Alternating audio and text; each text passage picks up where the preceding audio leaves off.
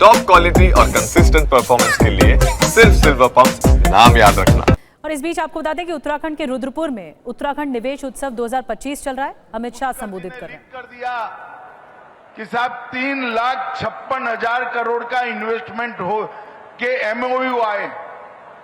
मैंने पुष्कर धामी को वैसे ही कहा था कि पुष्कर जी, एमओयू लाने में कोई पराक्रम नहीं है, उसको जमीन पर उतारने में पराक्रम है।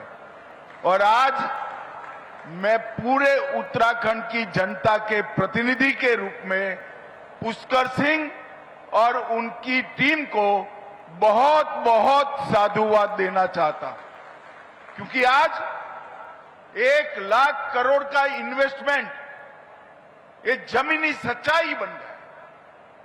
मैं ऐसे राज्य से आता हूं जो हमेशा से इंडस्ट्रियल इन्वेस्टमेंट में बहुत आगे होता है, परंतु मुझे मालूम है कि मैदानी राज्य में इन्वेस्टमेंट लाना और पहाड़ी राज्य में इन्वेस्टमेंट लाना, दोनों में पहाड़ चढ़ने से भी ज्यादा कठिनाई होती है। और भाई पुष्कर सिंह इसलिए अभिनंदन के अधिकारी है कि सारी विपदाओं को, सारी विपरीत परिस्थितियों को और सारी परंपरागत कल्पनाओं को तोड़ते हुए आज 1 लाख करोड़ से ज्यादा इन्वेस्टमेंट उत्तराखंड में आ चुका है।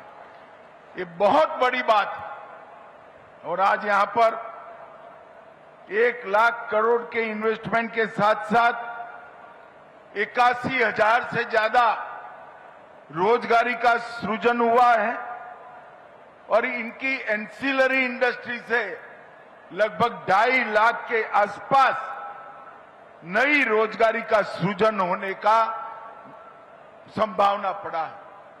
और सबसे बड़ी बात, टायर 2 और टायर 3 शहरों तक इन्वेस्टमेंट को पहुंचाने का काम किया है।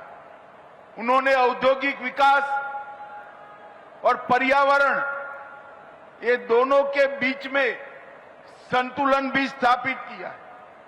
रोजगार को स्थायित्व देने का काम किया है और नीति में पारदर्शिता, क्रियान्वयन में तीव्रता और दृष्टि में दूरदर्शिता के साथ समग्र उत्तराखंड के विकास का एक नया खाका पुष्कर सिंह ने खींचा है। मैं पूरे पेंडोल को कहना चाहता हूं, एक बार जोर से पुष्कर सिंह के लिए ताली बजाकर उनका स्वागत करिए। आज यहां पर 5 लोकार्पण और 14 शिलान्यास हुए। 1271 करोड़ के अलग अलग काम की शुरुआत यहां पर हुई। भाइयों बहनों, जब उत्तराखंड के वासी उत्तराखंड के राज्य की मांग को लेकर संघर्ष कर रहे थे, कांग्रेस पार्टी ने उत्तराखंड के आंदोलनकारियों पर अत्याचार किए। उत्तराखंड को बनाने का काम भारतीय जनता पार्टी के नेता और उस वक्त के हमारे प्रिय प्रधानमंत्री श्रद्धेय अटल बिहारी वाजपेयी जी ने किया। परंतु बाद में जो राज्य के विकास के पंडित है, वो चर्चा करने लगे कि छोटे राज्यों की कल्पना सफल होगी या नहीं होगी। आज मैं सबको कहना चाहता हूं, अटल जी ने 3 राज्य बनाए थे, उत्तराखंड, छत्तीसगढ़ और झारखंड। ये तीनों राज्य अपने पैर पर खड़ा होकर आगे बढ़ने की शुरुआत, और उसमें सोने में सुहागा हुआ। 14 में नरेंद्र मोदी जी की सरकार आई, भाजपा की सरकार आई, अटल जी ने बनाया और मोदी जी ने संवारने का काम किया। और उसके बाद लगातार यहां डबल इंजन की सरकार चल रही है।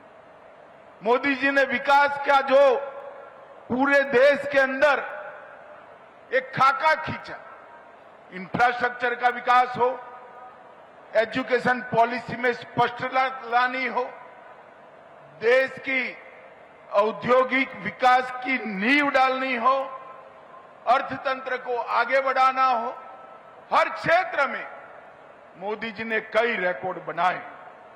इंफ्रास्ट्रक्चर की मैं बात करूं, राष्ट्रीय राजमार्गों की लंबाई में सिर्फ 10 साल में 60% वृद्धि नरेंद्र मोदी सरकार ने की। ग्रामीण क्षेत्रों में नई 8 लाख किलोमीटर गांव को जोड़ने वाली सड़कें बनाने का काम किया है।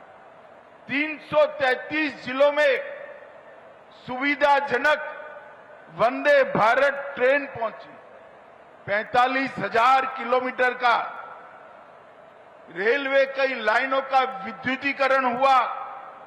88 नए हवाई अड्डे बने और इनलैंड वाटरवे कार्गो में 11 गुना वृद्धि ये 10 साल में हुई। भाइयों बहनों, और इस सब का नतीजा है कि अटल जी इस देश की अर्थव्यवस्था को 11वें नंबर पर छोड़कर गए थे। मोदी जी 10 साल में 11वें नंबर पर से 4थे नंबर पर देश की अर्थव्यवस्था को लेकर आए। और आप लोग 4थे नंबर की अर्थव्यवस्था से खुश हो, मगर मेरी बात आज घर जाकर अपनी डायरी में लिख लेना, 2027 में हम विश्व की 3रे नंबर की अर्थव्यवस्था बनने जा रहे हैं।